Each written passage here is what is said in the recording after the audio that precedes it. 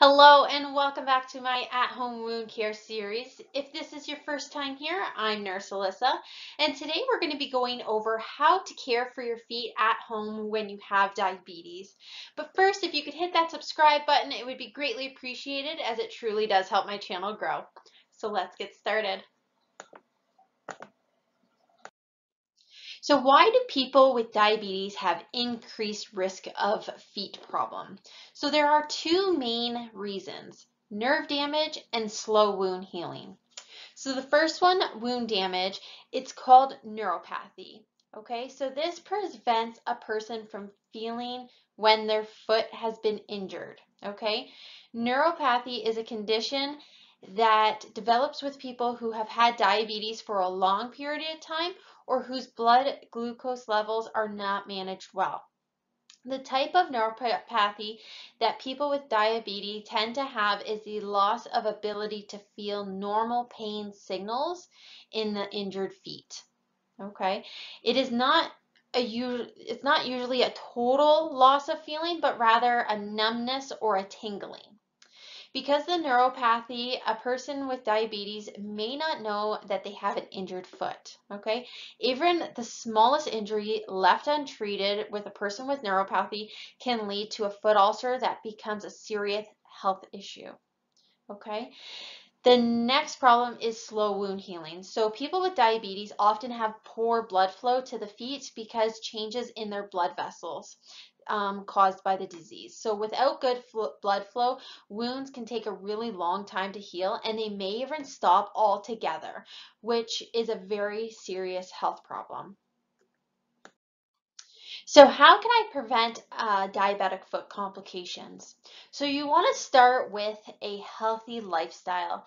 Be aware of your blood glucose levels, your smoking habits, alcohol use, cholesterol levels, because these are all factors that can affect developing diabetic foot complications.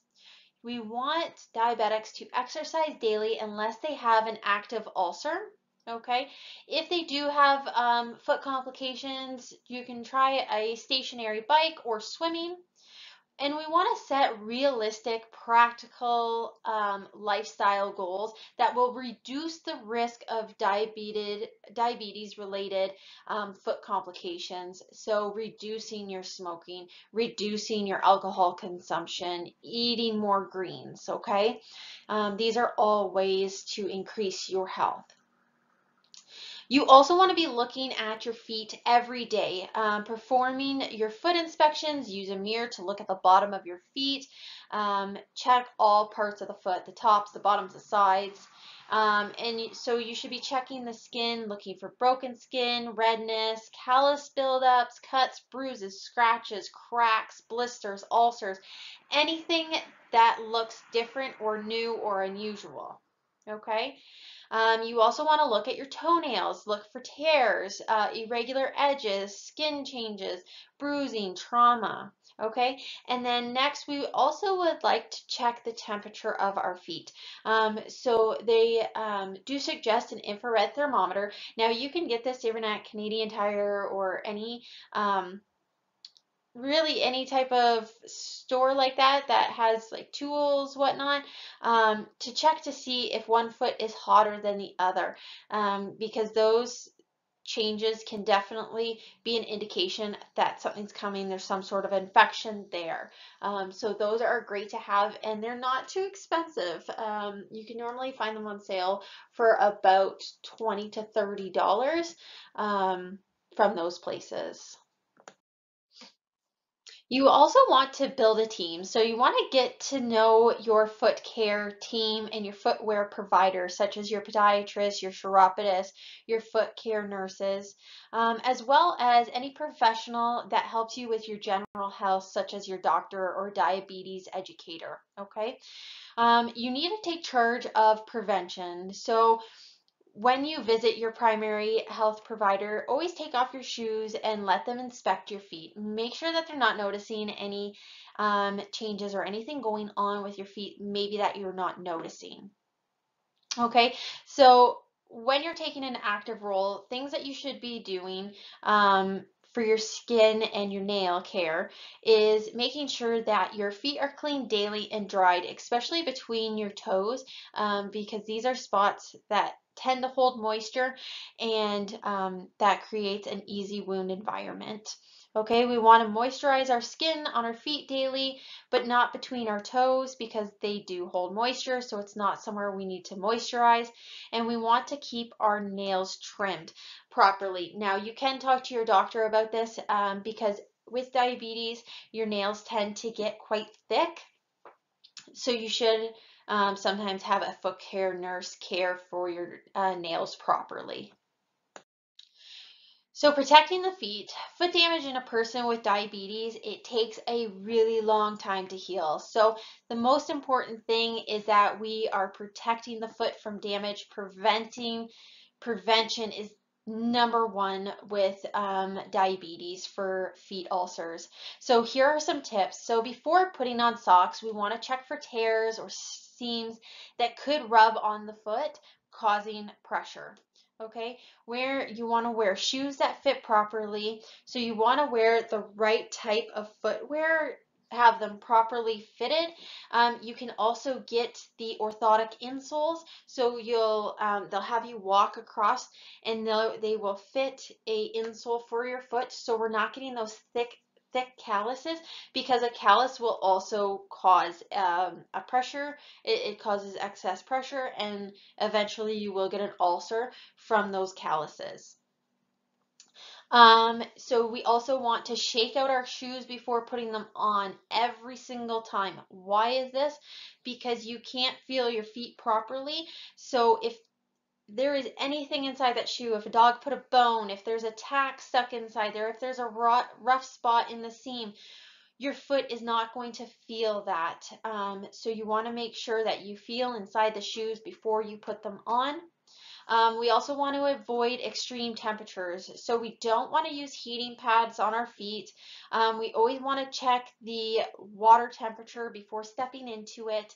And you want to wear protective boots in the cold weather. We also don't want to be using adhesive tapes, wart treatments, corn plasters, strong antiseptics, unless provided by a healthcare provider on your feet. You just don't want to be really putting anything excess on your feet that could cause pressure, because just anything, if say one of those little adhesive tapes, if it rolls up and you're stepping on it all day in the same spot and it's kind of cutting into you because it's kind of plasticky and you don't feel that, it's just that simple to get a diabetic foot ulcer. So basic skin and nail care for your feet. So first you're going to get set up. You want to get comfortable in a location with good lighting, and you're going to arrange all your tools. So your pumice stones, and which is a single use, your nail file, your straight edge nail clippers, and your mild pH non-scented moisturizer. Um, Clean, so you're going to look at your feet and wash them with lukewarm water and your mild soap and washcloth. You're going to dry them especially well between your toes, and you're not going to soak your feet. We don't want to soak your feet, and just carefully clean under any of the nails with a file. Now we're going to trim and condition the toenails. So you're going to cut the toenails straight across, leaving about a 3 mm free edge across the top of the nails. You're going to pumice or file the nail corners so they are not sharp. You're going to decrease callus buildup carefully with your pumice stone.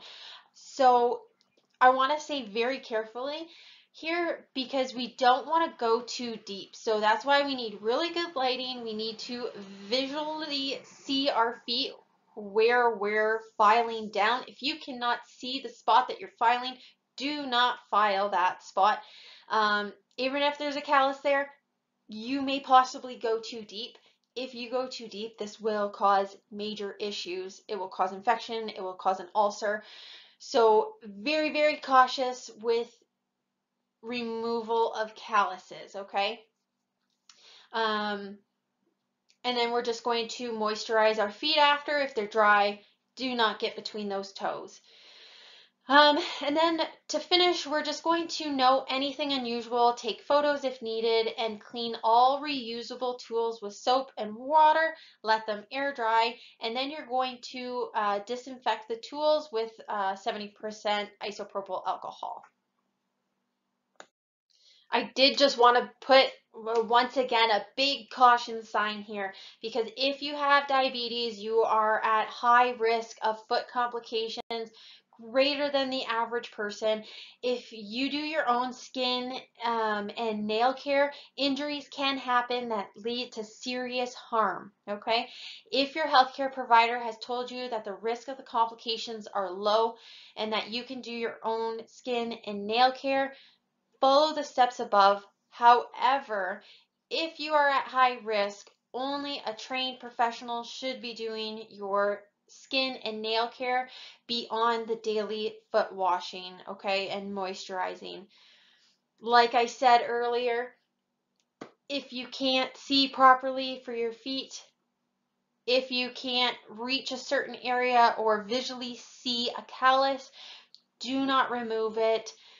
If you get down too deep, it will cause very, very bad issues. I have had clients do this, and I wouldn't wish that on anybody. So major, major caution when taking care of your diabetic feet, especially on removing calluses with a pumice stone. You don't want to go too deep, okay? So just major caution here. So next, we're going to go over how to select a shoe that fits properly. Because we don't have proper sensation in our feet, we can't feel if they're rubbing or don't feel good. So what we want to do is make sure that our shoe does fit properly.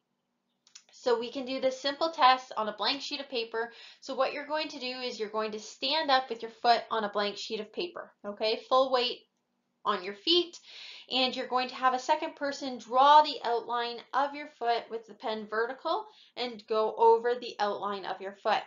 Then you will take the shoe and put it on top of that. Now, if you see any pen marks, the shoe is not big enough, okay? We would need a different shoe, sometimes need a wider shoe, completely just depends. But that's how you do it, and you can do it for both feet. Make sure, because sometimes a shoe will feel good on one foot and not the other, and it just depends on each set of shoes individually. So make sure you're selecting a shoe that fits properly and doing this test to make sure.